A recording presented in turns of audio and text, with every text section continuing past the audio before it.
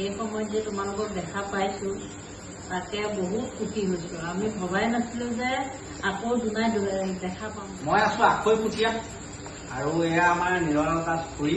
নমস্কাৰ। আৰু ইয়াতে আমি 7 দিন আছিলোঁ। পাপৰি যেতিয়া থিয়েটাৰ কৰিছিলোঁ লগত মই আহিছিলোঁ, অৰ্পিতাহঁতৰ ঘৰত, চুমুহঁতৰ ঘৰত।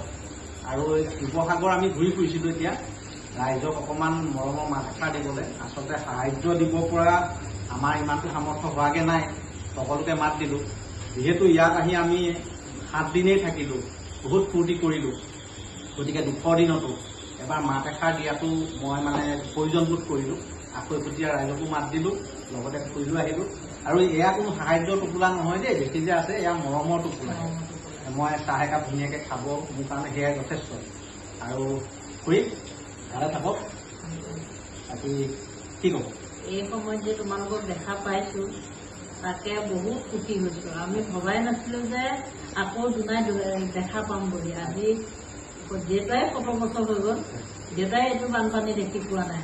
আৰু যিসকলৰ এই বানপানীত নিজৰ জীৱন আহুতি দিবলগীয়া হৈছে তেওঁলোকৰ বিদেশী আত্মাই সৎগতি পাওক। যিসকলে আহি দূৰ দূৰণিৰ পৰা আমাক মাত এষাৰ লগাইছে তেওঁলোকৰো যাতে ভৱিষ্যত শান্তি হওক, জীৱনে ভাৱ কৰিছে ভাৱক পূৰণ হওক, উজ্জ্বল ভৱিষ্যত কামনা কৰিছোঁ। আৰু ভৱিষ্যত যাতে এনেকুৱা দিন দেখিবলৈ নাপাওঁ।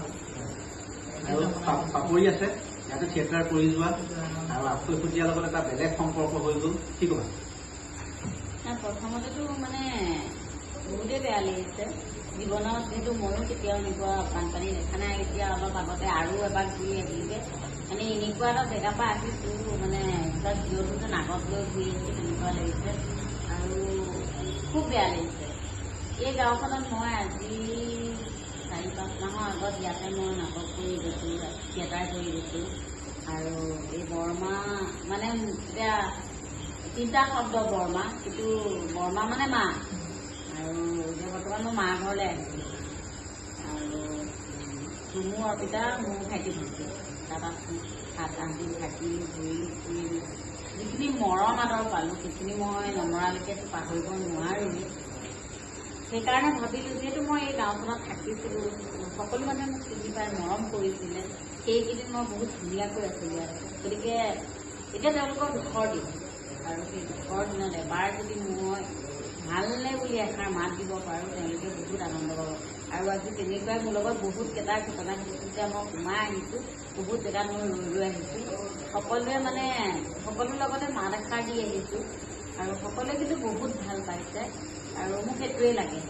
আৰু ভগৱানৰ ওচৰত প্ৰাৰ্থনা যাতে এনেকুৱা আৰু কাহানিকেও নহয়।